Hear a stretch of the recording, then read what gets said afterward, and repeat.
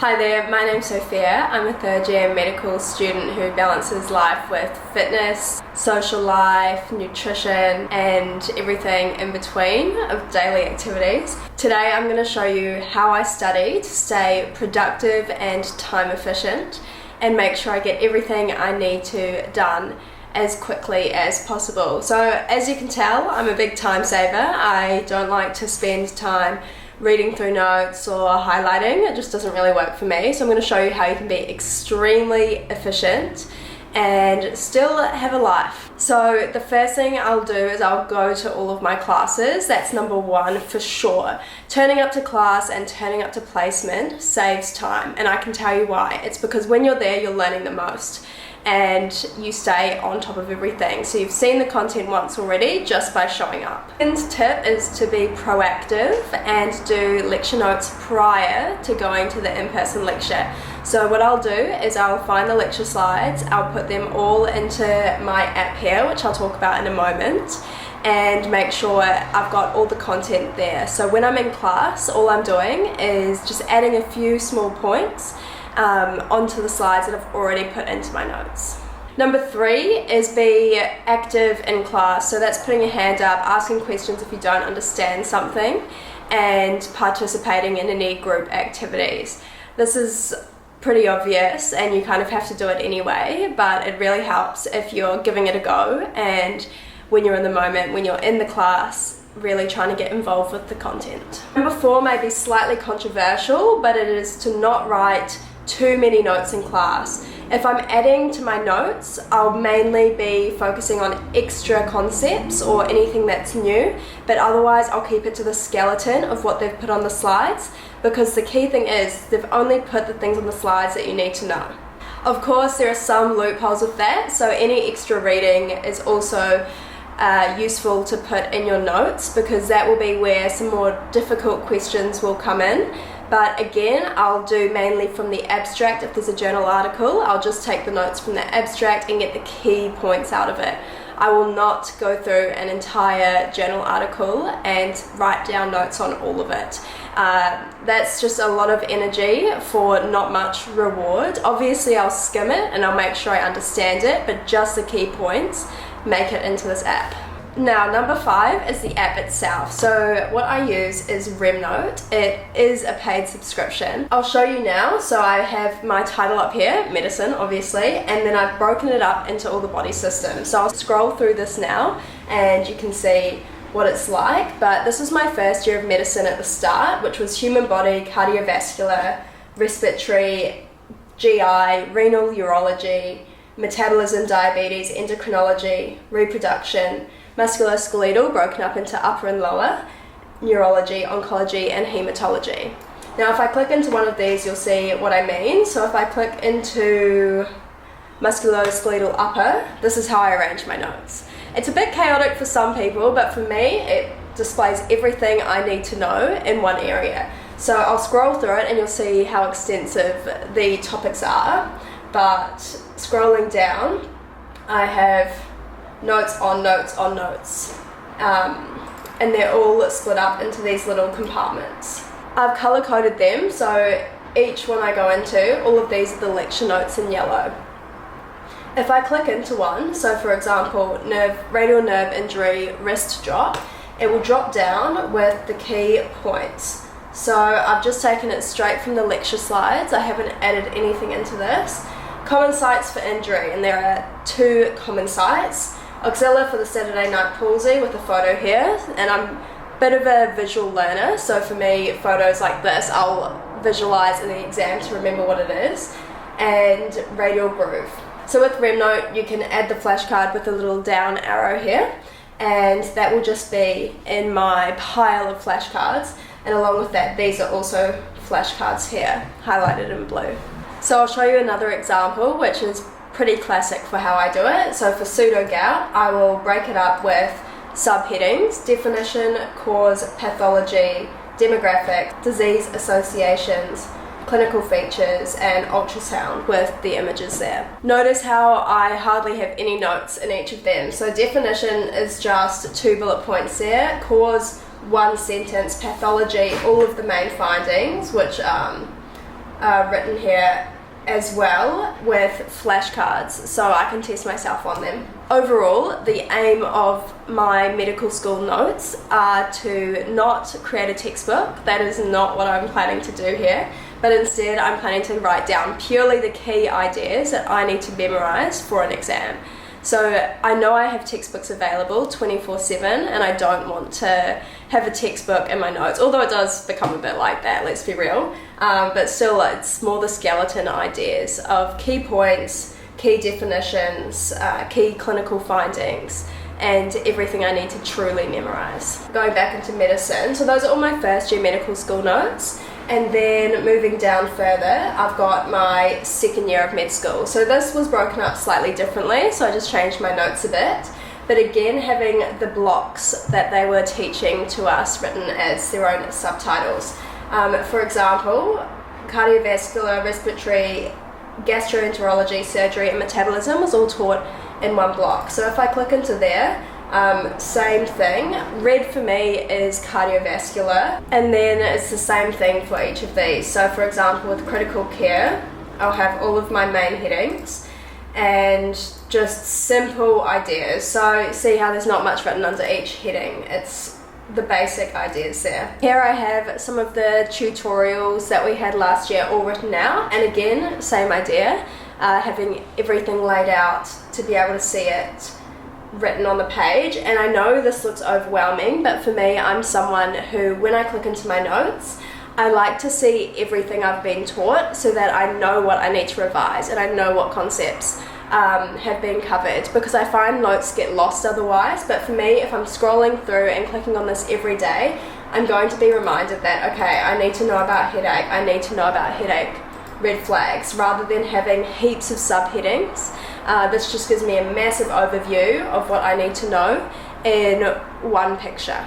Finally, moving on to third year, which is my year I'm in now, and these are the concepts we're going through at the moment. So I've just finished 4 weeks in obstetrics and gynecology and 4 weeks in pediatrics, and I'm now on to combined OGP, which is a combination of both of these two. Neonatology is also being taught, but that's a slightly separate block, and I've also got a few other topics over here. So clicking into my pediatrics notes looks the same, and I just scroll through, splitting it up with a gap where I have a different lecture. So with pediatrics, which is what I'm on now, if I've got a subtopic here with dehydration signs in children, I'll just have the key dehydration signs here, and I'll bold anything that's very important. Now with these notes, with pediatrics, anything that's been taught will go into my notes, and I will never study out of anything else. So for example, if there's a reading, if there's a YouTube video, if there's a lecture slide, I will put it into these notes in my own format and make sure it's all collated here, so that I'm not going back and forth to the university's website to study or make notes of anything. And I think this holds good stead for the future when you are actually working in the hospital, having one resource that you know has been all of your notes from medical school in one place, and it means you can refer back to it. Otherwise, everything gets lost, and it's nice to have a record of what you've been taught. Alright, number 6 is how do I actually put this information in my brain?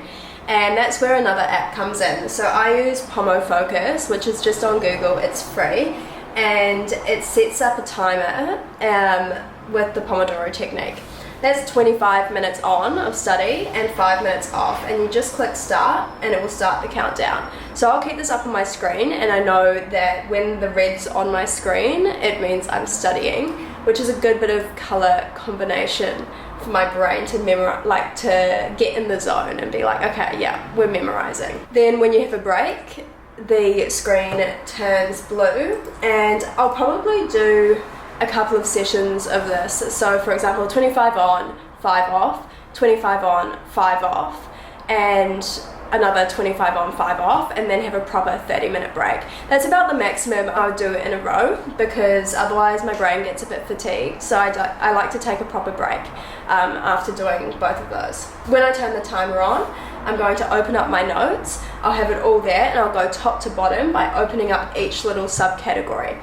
For example, if I open up cardinal movements, what I'll then do is I'll get out a notepad, which is this one, and this is something I will throw away as soon as I've used up all the pages. So I'm not trying to make more notes. That's the key. You're trying to put the information into your brain. You're not trying to duplicate another set of notes which you haven't learned anything from. So if I open up cardinal movements, which I've done previously for this, because this is the block I'm on right now, then you'll see there I am literally just writing out this information so that it goes into my brain.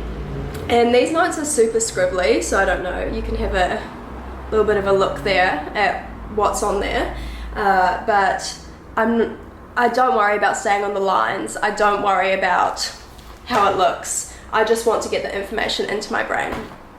Once I know I've memorized this content, I'll close the block and open up the next one and do the same with that.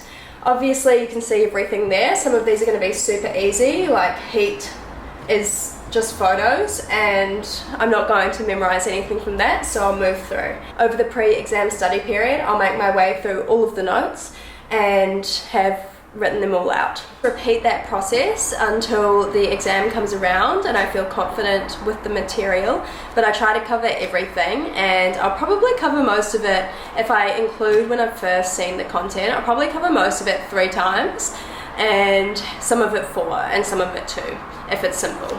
7 is have a resource you like. For me, in the first 2 years of med school, it was definitely this, more so in the second year when I'd actually discovered it, but definitely was using this a lot. I'll show you my book. Okay, so this is how I was studying in second year. And USMLE, this textbook got me through second year. I pretty much studied straight out of this, as I was with the notes, but with the timer, learning from this material. Being a visual learner, I like the way this is laid out, and I can format these pages in my brain and think about them when I'm in the exam, which is what helps me a lot. For example, these pages here on the vasculitities, I'll go through and I'll highlight and color code it because I'll remember what pieces of information are those colors. And I'll also make some additional notes from the lectures, which could be tested material. So it's usually extra extended content from readings or other ideas that they've highlighted as pertinent throughout the course. And this really worked well for me. I still refer back to this book when I'm studying in third year, and I think it's nice to have a single resource that you trust and you constantly go back to reinforce the information. Obviously, having a pattern of how you study helps to memorize the information, and for me it was using these pages and these books. So for example, I can visualize the stroke page of this book because I have probably seen that page 20 plus times. So pretty much to summarize where we're at so far, I only do 2 steps in my study. One is prepare for the lectures and put all of the information they've given us onto RemNote, and 2 is actively learn the material with the Pomodoro technique. Minimal time is spent creating the notes, maximal time is spent learning the content. Number 7 is when you're on placement, take a small book. I write in this 24/7 when I'm on placement. I'll make notes because you're reinforcing the content by writing it out. Just sitting there and listening, yeah, sure, it is still beneficial, but if you want to get the most out of the time you're already spending doing university work, then writing it down and trying to actively learn the content when you're in there is going to save you time. Again, this book is something that I will not keep forever. But for example, I'll be scribbling notes about patients that I see and key ideas that the doctor's speaking to me about. So they'll usually do a little bit of teaching when you're sitting there in placement about the condition or about the treatment, and I'll write all of that down. But I will never refer back to this, ever. It's just there to reinforce the information and actively learn it with a pen in hand. The only time I'll refer back to this book is when I'm asked to write reflections, and then I have a multitude of case studies written in here all ready to go to base those off of. So it's been an extremely helpful part of my study. Tip number 8 is preparing for the exam with some practice questions. I'll always use the ones that the university provides first and foremost because those are going to be the most accurate representation of what they're going to test you on and the style that they'll test you in. So I'll do all of the practice papers that they provide, which is usually not that many, I'm not gonna lie, but I'll learn from them and I'll write out why each multi-choice answer is correct or incorrect. And doing some past questions primes your brain for the exam setting. Tip number 9 is using some additional resources when needed. So key ones I'll use are Osmosis, I'll use YouTube, I'll use Up to Date, which is really good if you want a full understanding of diagnosis, management, treatments, everything in different subsections from evidence-based sources. And I'll also use textbooks, which I have a pile of in a folder on my desktop at all times. Tip number 10 is pretty simple, but this is going to be maintaining your routine around exam season. So this is still going to the gym, still going on walks, still taking breaks, still eating well, and getting enough sleep. That is going to be so helpful in getting good grades, and especially in the days leading up to an exam. Because the reality of medicine is that you're not going to know everything, it does mean that you never truly feel prepared when going into an exam. There's always something more you could have had a look at. So for me, how I combat this is within the 3 or so days prior to an exam, I will make it a priority to cover all of the content again. And that's a quick look over, a quick review of concepts I'm not sure of, but I'll be covering all of the content within those 3 days prior to the exam so that I've got that short-term memory advantage. This does mean I do sacrifice some sleep, but it won't be in the evening, but instead in the early mornings. So the morning of an exam, my typical way I'll go about it is by waking up at an early hour, like 4 a.m. or 4:30 a.m., and I'll revise the concepts that I still need to cover. I am the type of person who will take my USMLE textbook to the door of the exam hall, and I will still be looking at concepts right before I walk in. And I have to say, there have been things that I have looked at right before the exam that have then come up in the exam, and I wouldn't have known them if I hadn't done that. So I still stand by it, and it helps me to feel in the zone as well, which is also key. Overall, the key is to stay up to date, stay on top of it, and remain productive with your time. So those are my top tips as a third-year medical student studying in Sydney, Australia, who still has that lifestyle balance all the way up until exams. Let me know if you have any questions about how I study down below, and subscribe to my channel if you want to see more medical student related content. But other than that, have a great rest of your day.